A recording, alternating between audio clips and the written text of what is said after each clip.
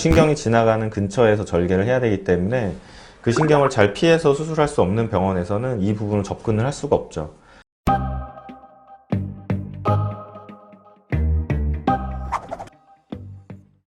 네, 안녕하세요. 이유부항안면외과 김종인 원장입니다. 네, 우리가 광대 수술을 할 때 광대 부위를 세 부분으로 나눠요. 그래서 앞광대, 그 다음에 45도, 옆광대. 이 중에서 우리가 중요하게 생각하는 부분은 옆광대하고 45도 광대입니다.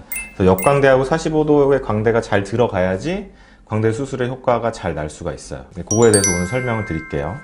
첫 번째로 45도 광대를 잘 넣기 위해서는 여기 눈이 끝나는 부분과 광대가 끝나는 부분, 이 부분이 이제 45도인데 45도의 폭을 줄여줄 수가 있어야 됩니다. 이렇게 줄어들기 위해서는 요 뼈를 한 번만 자르는 게 아니라 두 번을 잘라줘야 되죠. 뼈는 이제 딱딱하잖아요. 딱딱하니까 첫 번째 자른 면하고 두 번째 자른 면이 똑같지가 않으면 이게 딱 붙을 수가 없어요. 그래서 이렇게 두 번을 똑같이 잘 자르지 못할 바에는 그냥 한 번만 자르는 게 낫다. 그래서 한 번만 잘라서 뭐 회전을 해서 넣거나 이렇게 하는 병원들도 많이 있죠. 하지만 그것보다는 회전도 하고 그 다음에 폭도 줄여서 45도 광대를 확실하게 줄이는 것이 좋겠습니다.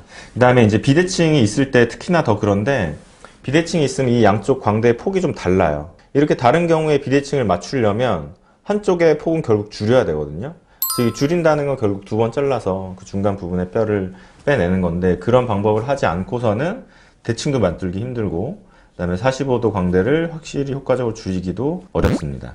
45도 광대와 옆광대에 이어진 이렇게 아치라고 부르는데, 이 광대뼈의 길이가 수술 후에 줄어든 걸 볼 수가 있어요.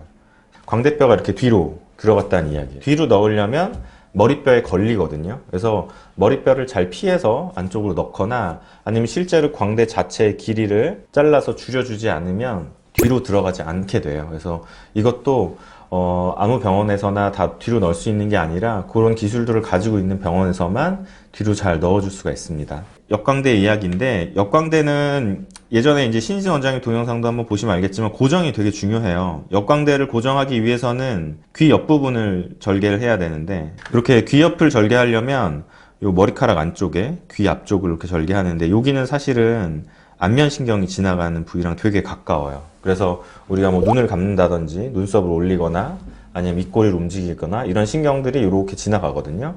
그 신경이 지나가는 근처에서 절개를 해야 되기 때문에 그 신경을 잘 피해서 수술할 수 없는 병원에서는 이 부분을 접근을 할 수가 없죠. 그래서 접근을 못하면 두피를 절개하거나 입안을 절개해서 뼈를 자를 수는 있어요. 자를 수는 있지만 고정은 할 수 없는 거죠. 이 옆광대 고정이 왜 중요하냐면, 오른쪽 왼쪽 여기 광대가 이렇게 들어간 양이 있잖아요. 그래서 요 플레이트로 고정을 하는 거예요. 요 플레이트의 깊이가 1mm부터 7mm까지 있어요. 1, 2, 3, 4, 5, 6, 7. 비대칭의 정도를 1mm 간격으로 이렇게 조절하는 거예요. 그래서 이쪽은 만약에 3mm를 넣고 싶다, 이쪽은 5mm를 넣고 싶다, 이런 식으로 우리가 수술 전에 계획을 해서 그대로 넣어주게 되고, 또 그 자리에 뼈가 그대로 붙을 수 있게 만들어주는 게 옆광대 고정이 하는 역할이거든요. 이 뼈의 두께가 다른 걸 볼 수 있는데, 뼈가 조금 얇으면 많이 집어넣는데 약간 제한점이 있기도 합니다. 우리가 이제 광대 수술에 있어서 마지막으로 중요한 점, 광대를 약간 위로 올려주는 거예요. 피부가 처지는 걸 좀 예방을 해줄 수가 있죠. 사실은 이 광대뼈에 피부가 다 붙어 있어요. 붙어 있는 걸 가지고 이걸 이렇게 위로 조금 올리면서 피부를 같이 올려가는 거죠. 그래서 이렇게 올려주기 위해서는 아까 처음에 얘기했던 대로 광대의 폭을 줄일 수가 있어야 됩니다. 파란 색깔이 수술 후고 하얀 색깔이 수술 전이에요. 그래서 수술 전보다 여기 폭이 줄어든 걸 좀 볼 수가 있죠. 정리하자면 45도 광대를 효과적으로 넣기 위해서는 폭을 줄이고 뒤로 넣어주는 거, 그 다음에 처지는 것을 예방하기 위해서는 광대를 위로 올려주는 거. 그래서 이렇게 잘 지켜서 광대 수술을 했을 때 부작용도 없이 효과적인 광대 수술을 할 수 있겠습니다. 이 폭을 줄이면 갭이 많이 생긴다, 그래서 줄이지 않는다, 이렇게 하는 병원도 있는데 갭 없이 충분히 할 수 있어요. 왜냐하면 우리가 위로 좀 올라가기 때문에 그래요. 여기 선하고 여기 선하고 원래는 일치했었는데 이게 광대가 위로 올라오면서 여기가 살짝 올라온 거거든요. 올라갔고, 그 다음에 이 핀의 각도도 이렇게 수평이 아니라 이렇게 약간 위쪽을 바라보고 있잖아요. 그래서 이렇게 됐다는 게 광대가 좀 위로 올라가서 붙었다는 뜻이고, 뒤에 쪽도 고정돼서 잘 붙어 있기 때문에 시간 지나서 여기 뼈가 생기면 그러면 이 정도의 틈은 전혀 영향을 주지 않게 돼요. 그래서 기능적으로도 영향 주지 않고 바깥으로도 이런 틈은 전혀 티가 나지 않습니다. 요거는 이제 타운에서 광대 수술을 했어요. 광대 수술하고 CT를 찍어보고 깜짝 놀랐죠. 왜냐하면 이렇게 틈이 많이 생겼으니까. 플레이트, 고정핀이 없는 걸로 봐서는 아마 뒤쪽 광대는 고정하지 않았던 것 같아요.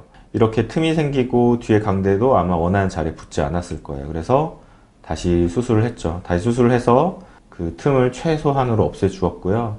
물론 양악수술과 V라인 수술도 동시에 함께 진행했던 분입니다. 그 다음에 이제 이분은 광대 수술을 하고 나서 갑자기 입이 안 벌어지는 거예요. 갑자기 입이 안 벌어져서 저희 병원에 찾아왔어요. 이게 오른쪽 광대고 이게 왼쪽 광대인데 자세히 보시면 여기 이렇게 좀 모양이 양쪽이 다른 걸 볼 수 있을 거예요. 이 왼쪽을 보시면 역광대 부분이 이렇게 여기 걸쳐져 있죠. 여기 걸쳐져 있는데 여기에 걸쳐져 있어야 될 광대가 이렇게 안으로 들어간 거예요.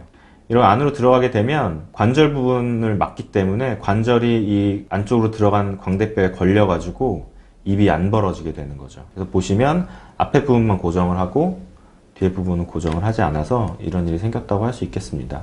네, 그래서 오늘 광대 수술에 대한 이야기를 해봤습니다. 결국엔 이런 부작용들은 반드시 재수술로 이어지게 되거든요. 한 가지 방법을 고집하는 병원보다는 여러 가지 방법을 다 사용할 수 있고 그 중에서 자기한테 맞는 방법을 잘 추천해주는 병원을 선택하는 게 효과가 좋고 부작용이 없는 수술을 하는 방법인 것 같습니다. 네, 댓글에 또 궁금한 점 달아주시면 저희가 영상으로 제작해가지고 답변해 드리도록 하겠습니다. 네, 시청해주셔서 감사합니다.